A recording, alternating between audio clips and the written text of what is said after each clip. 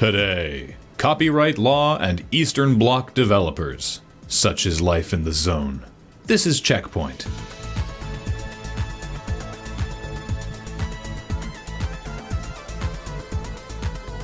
Welcome to CheckPoint, where we've got a lot of words to speak at you. I'm not as word good, but I'll try lots. At this point, we're all aware that Assassin's Creed Unity shipped with some bugs. Since the game's release on November 11th, the company has been hard at work putting out some of the bigger fires, but Patch 4, an update designed to fix online matchmaking, connectivity, and frame rate problems, has been delayed. Rigorous quality control is of paramount importance to us, said an Ubisoft representative, likely fully aware of the irony in the statement they were ordered to read but helpless to change. We'd expected to release the patch today, but we are choosing to hold off until we can give you the improvements we've promised. Parsing out the corporate speak, apparently, the Paris map of the game requires refurbishment. I don't know what that means in the context of game development, but in the real world, refurbishment is what you do to a toaster that cooks everything to a uniform charcoaly blackness, regardless of the temperature setting you've selected, so then you can resell it to a schmuck who thinks he's getting a deal because it's $5 off retail. Although, considering Unity turned out so half-baked, maybe Ubi's onto something. A demo for the upcoming road trip simulator, Final Fantasy XV, will be included with copies of Final Fantasy Type 0 HD, the North American release of Final Fantasy Type 0. As a brief aside, remember when FF13 was going to kick off a massive world-building franchise with other games? Final Fantasy Agito 13 was going to be a mobile game that got cancelled and turned into Type 0 for PSP, and Final Fantasy Versus 13 took so damn long to make that Square just said screw it, and now it's 15. But they did then release Agito as a mobile phone game prequel to Type 0, and you know what? I gave up keeping track when they called their MMO number 11. The point being, the FF15 demo bundled with Type 0, which will never be released anywhere else, is not a pre-order bonus, but is limited to the first printing as a thank you to those who order early, which means even pre-ordering might not be enough to ensure you get the demo. But you know what will ensure that? Buying the collector's edition. Oh, Square. Internet man about town Andy Baio has admitted that he experimented on his son Elliot in order to create a new breed of super gamer. Baio used a ruthless classic console training regimen on his son beginning at the age of 4 in order to hone and condition the tiny, helpless child's reflexes.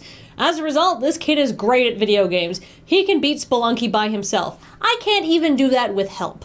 According to Baio, his son is happy and loves video games, but I've heard that kind of talk before. It's usually falling vomit-like from the mouths of obsessed parents intent on raising the next big hockey player, figure skater, or piano prodigy. Is this the future of esports? Whatever happened to video games as an escape from the grinding routine of parentally enforced hobbies? I can't wait for this kid to go through his rebellious phase, quit video games, and start playing the violin. Backstory time! GSC Game World developed the beloved FPS series Stalker and were dissolved in 2011. Members of the Stalker team went on to found 4A Games, makers of the Metro series, which looks kind of like Stalker, and Vostok Games, which are working on Servarium, which looks kind of like Stalker.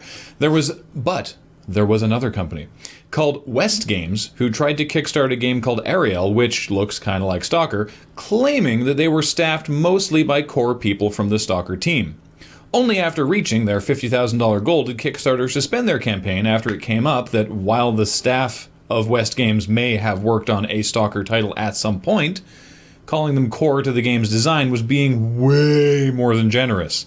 Oh, and they used footage of Stalker in the Kickstarter video without making it clear that this wasn't their game. Well, now, West Games is back, and they're making a new, totally original game called Stalker. I realized that when spoken aloud, you could be forgiven for mistaking that as the same name, but no. You see, Stalker, the original series by GSC Game World, had periods after every letter, but this new and different game is just the word Stalker in all caps with the word apocalypse after it.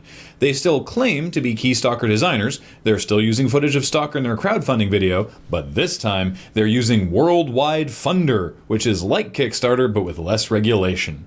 They're claiming that they have a trademark on the game's name, Stalker Apocalypse, and that Stalker is just a regular word that anyone can use. Yeah, well, when your logo has a series of conspicuously placed rivets, I don't think you're fooling anyone. Oh, also they're asking for $600,000, so fat chance of that. Hey, good job on your wordsman sayings. I did all the words good. Yeah, I did most of my words good, too. I did like 5. Hey, high fives for words. Wait, okay, one more time. Wait, aim from the elbow. Ow. Okay, words good, high fives worse.